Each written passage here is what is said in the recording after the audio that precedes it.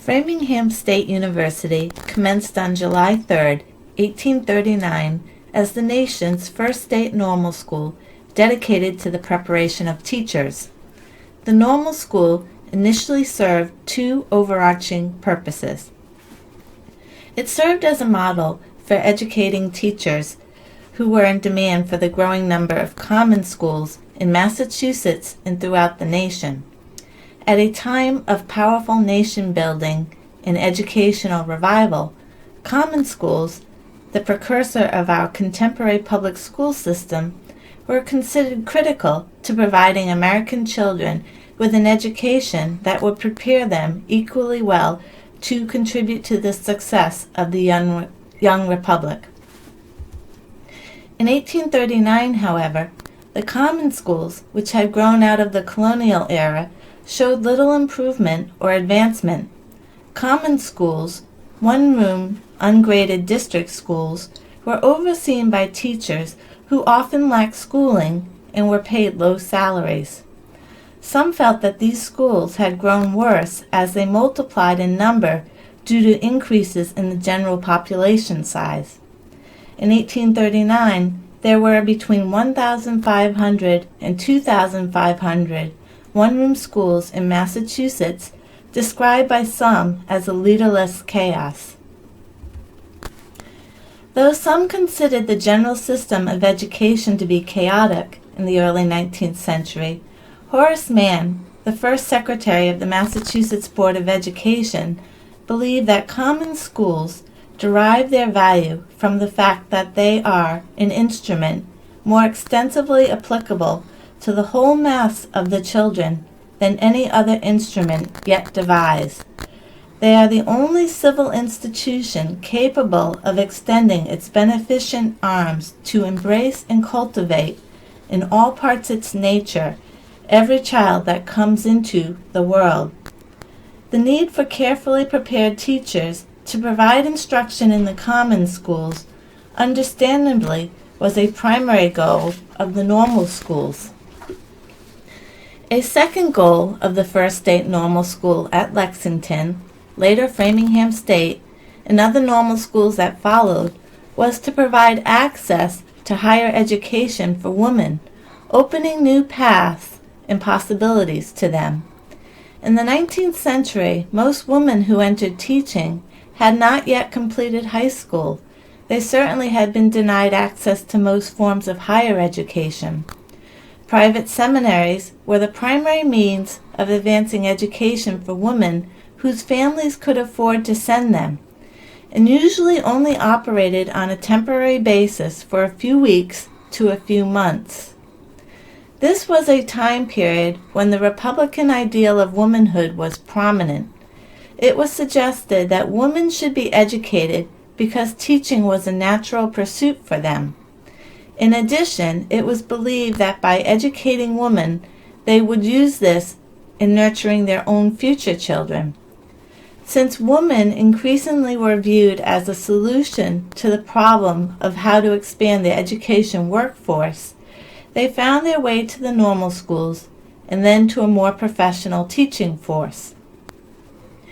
Great promise appeared to be attached to the establishment of the first state normal school and those that followed. Yet the undertaking initially was a slow and controversial process. Some said that a bitter controversy waged against these institutions during their early years, especially during the years 1839 to 1842, when the normal school movement was commenced as a 3-year experiment. The controversy connected to the perceived expense of normal schools and to the political and religious affiliation that would be extended to these institutions. Advocates of the normal school movement nonetheless believed that these schools were an investment that would yield wide benefits. They looked to the success of similar institutions in Prussia and in France. In the 1840 Board of Education report, the committee members expressed themselves with entire approbation of the normal school movement. They felt that a degree of success of the most gratifying character had been realized at the normal school, at a small expense to the Commonwealth.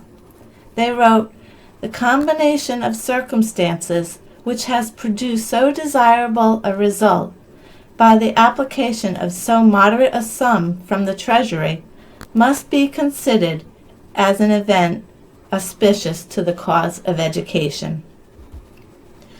The first state normal school was originally housed in a building still standing today on the corner of the Lexington Common in Lexington, Massachusetts, the former Lexington Academy. The setting for the two-story white facility with modest furnishings was rich in historical context. The school was located on the grounds of the first battle of the American Revolution. On April 19, 1775, British redcoats, on a mission to capture military stores in nearby Concord, came into conflict with Captain John Parker and a group of militiamen as they marched through the Lexington Common.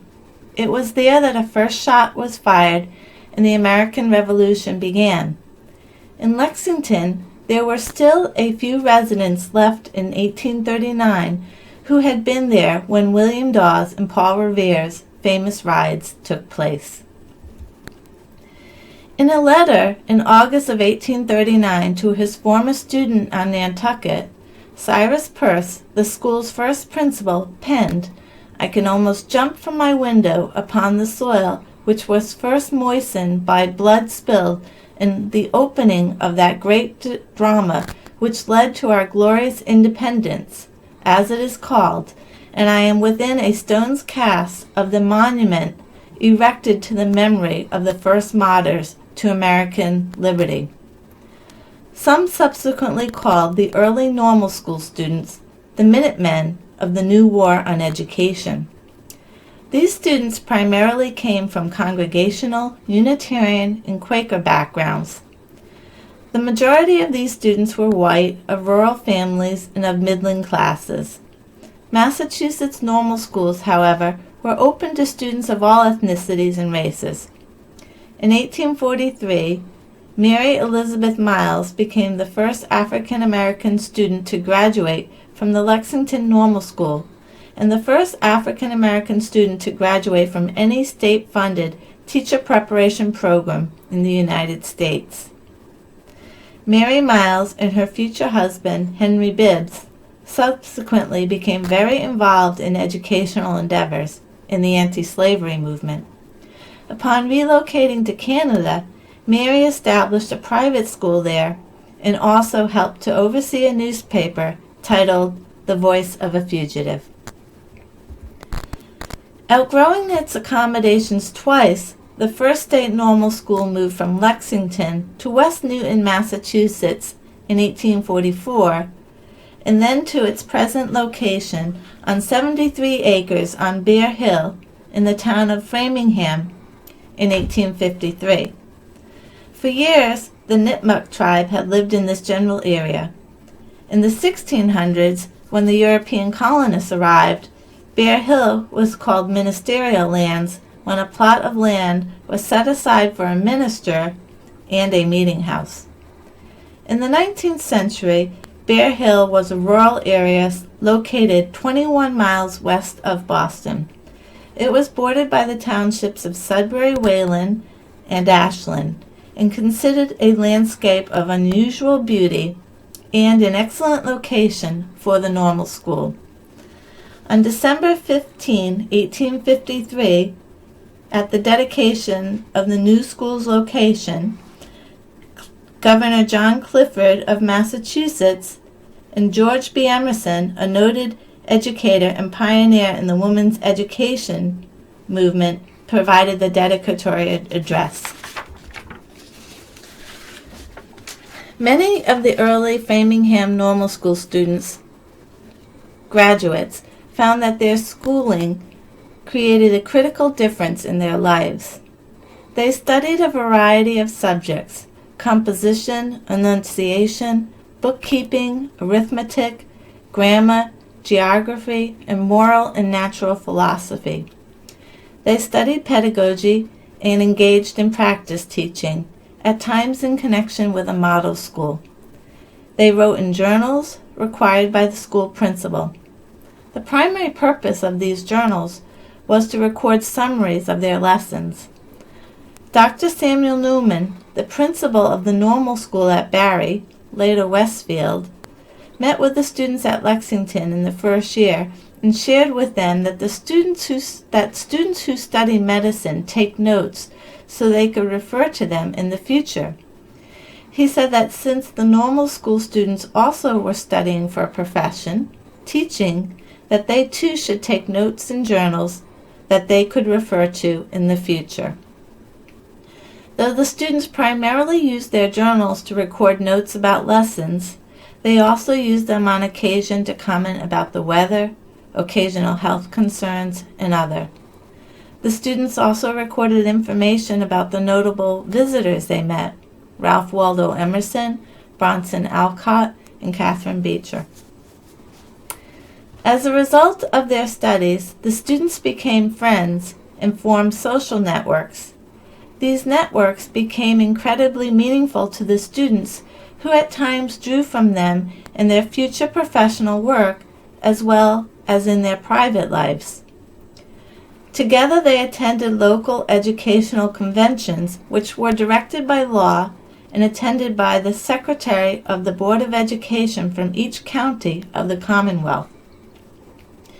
These assemblies were considered to be in accordance with the character of the political institutions in the United States, with the aim to affect the great objects of human society as far as possible by the voluntary action of the people, which looked to government only for such measures of aid and organization as is needed to call into the highest action the enlightened sense of the community.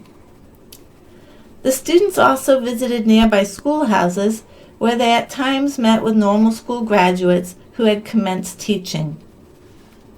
Dr. Samuel Gridley Howe, who was the director of the nearby Perkins Institution for the Blind in South Boston, visited the normal school in Lexington on several occasions and eventually hired several of the students. An advocate of the normal schools, Howe believed that every normal school pupil seemed impressed with a deep sense of the importance of the calling which she was to follow. They seemed to feel that at least the temporal weal or woe of hundreds of human beings might be dependent upon the fidelity with which they should perform their duty as teachers. Many of the normal school students subsequently used their educations to help make a difference in the lives of others. Mary Swift, a member of the first class in 1839, for example, went on to work with Dr. Samuel Gridley Howe at the Perkins Institution. There she provided an education to several students, including Laura Dewey Bridgman, one of the earliest deaf and blind students to receive a formal education in the United States. Dr. Howe had boasted that young Laura was one of the most famous women in the world at that time, second only to Queen Victoria. There was a steady assembly of notable writers, artists, and dignitaries who came to visit with Laura. They included Charles Dickens, Lydia Sojourner, a notable New England poet, George Combe, a leader of the phrenology movement, and Henry Wadsworth Longfellow. Some individuals, such as Elizabeth Peabody, also hoped to become Laura's teacher and wrote Dr. Howe to inquire about this possibility. Sophia Peabody Hawthorne, Nathaniel Hawthorne's wife, sculpted a bust of Laura that was reproduced and sold to admirers. As teacher of Laura, Mary naturally interacted with these visitors and translated conversations with Laura through the manual alphabet for the deaf, which at that time was called finger talk. Mary's role in the field of deaf education evolved, and she later was influential in helping to establish the Clark School for the Deaf in Western Massachusetts. She wrote a well-read and reviewed book about her former pupil, Laura Dewey Bridgman. One of the reviewers of this book was Stanley Hall, an American psychologist who was the first president of Clark University in Worcester, Massachusetts. Mary also became a founder of the Young Women's Christian Association in Boston and deeply involved in the movement nationally and internationally. Lydia Stowe, another student, was an orphan when she entered the normal school in 1839. Lydia subsequently became a teacher as well as an abolitionist in Fall River, where she worked with Frederick Douglass. Sojourner Truth also stayed at her house while lecturing in that city. Lydia also became one of the founders of the Women's Union in Fall River, which provided social and educational services to women and girls who worked in the city's mills. Louisa Harris, another graduate of the first class of 1839, spent over 30 years working in the common schools, often one-room schoolhouses in Roxbury, Massachusetts, as well as briefly in the private school setting.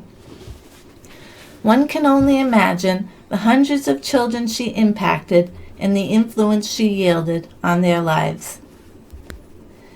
A normal school education further provided an opportunity for students to become part of educational movements which shaped the future of the United States as well as movements connected to other countries.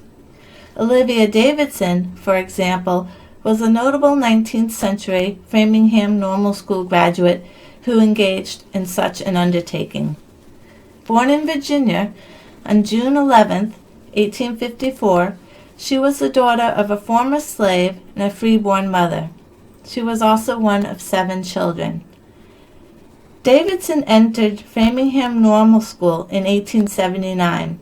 Upon graduating in 1881, at age 27, she joined Booker T. Washington at his request to help him in the formation and development of the Tuskegee Institute in Alabama, a coeducational school established for African American students. At that time, the Tuskegee Institute was a farm of 100 acres. Booker T. Washington drew from the Virginia-based Hampton Normal School's model of industrial education, including farming and domestic work. Industrial education was combined with practical knowledge, including hygiene, hard work, and financial prudence. When Davidson first arrived at the Tuskegee Institute, she saw that there was a tremendous lack of resources. Though in frail health, her commitment to the school was said to be as strong as Washington's. She worked as an equal partner with Washington and developed curriculum materials, taught and assisted with the administration of the school, and raised money. During this time, Davidson also maintained communication with the Framingham Normal School. In one letter, she wrote to a former class member, Mary Jewett, and described her work at the Tuskegee Institute. She wrote, "Our school is fast growing. Already there are nearly 70 in attendance. They are mostly young men and women in age." In describing the resources at the school, she wrote, "Not a reference book of any kind belonging to this school. Think of it, a normal school without even a dictionary or map of the U.S.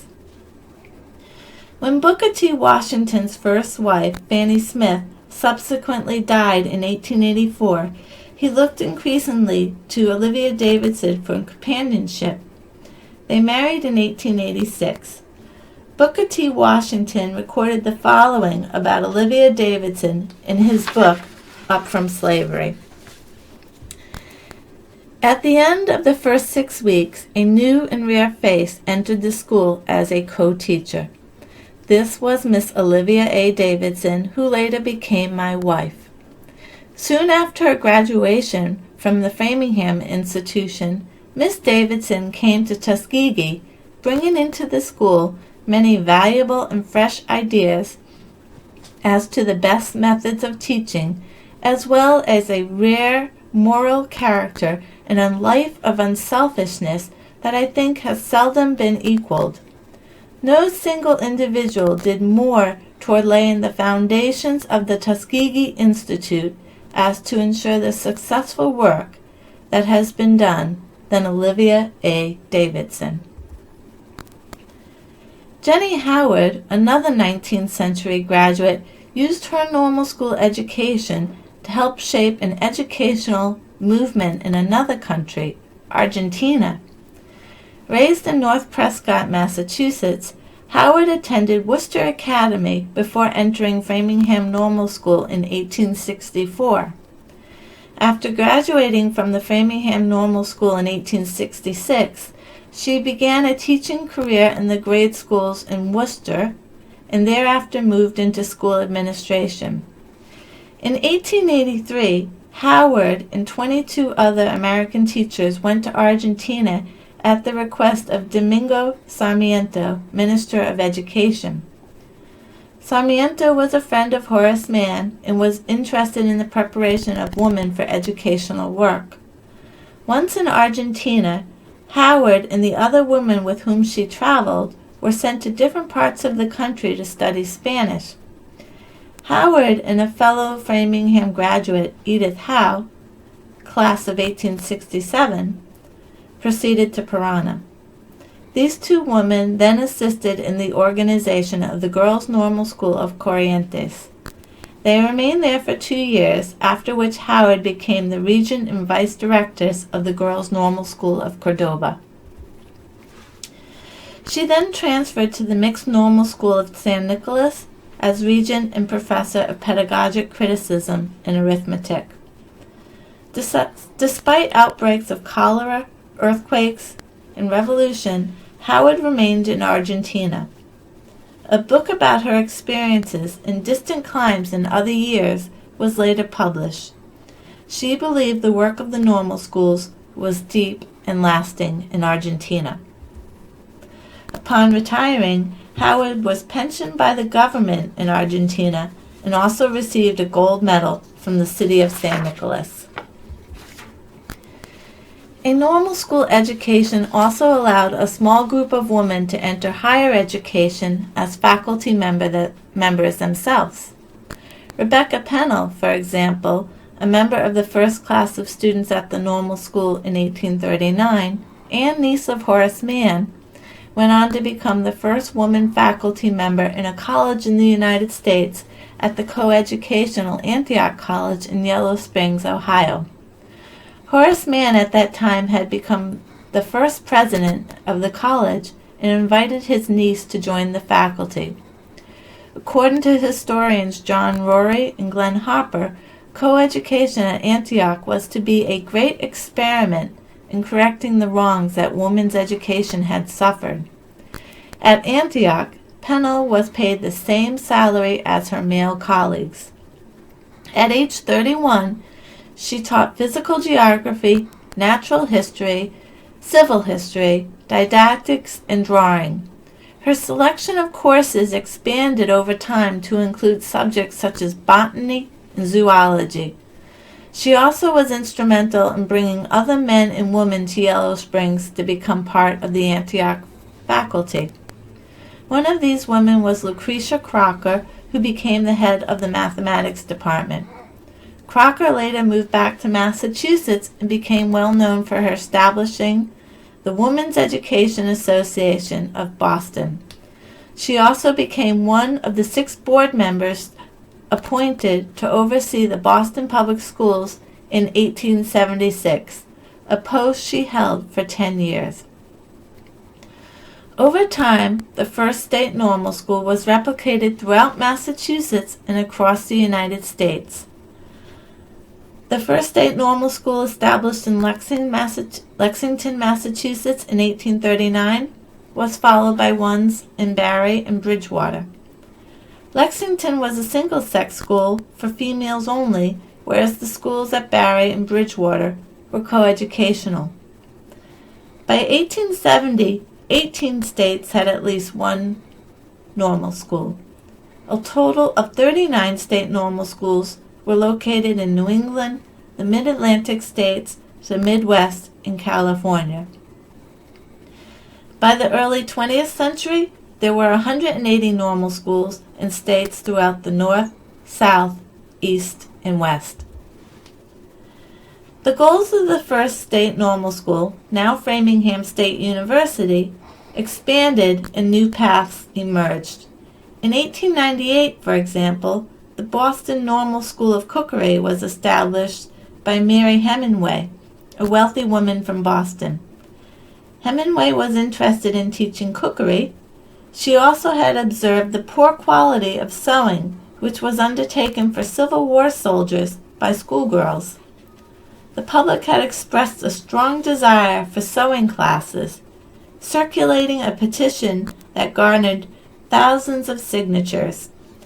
These circumstances led Hemingway to establish the Boston Normal School for Cookery, later renamed the Boston School of Household Arts, which included both cooking and sewing classes as well as others. This school transferred to Framingham Normal School, at which time the Household Arts Department was established. The first Household Arts students graduated from the Framingham Normal School in 1899. In the 20th century, the goals of the original normal school further evolved to include new majors and concentrations. In 1932, the normal school at Framingham became the State Teachers College at Framingham. A 1960 mandate to develop liberal arts curricula in the state teacher colleges prompted yet another renaming of the institution as the State College at Framingham. In 1964, the all-women's college admitted its first class of 13 men. 4 years later, Framingham State College was well established as a coeducational institution. An act of the state legislature in 2010 acknowledging the expansion of programming at the state colleges offered them university status, and the original normal school became Framingham State University.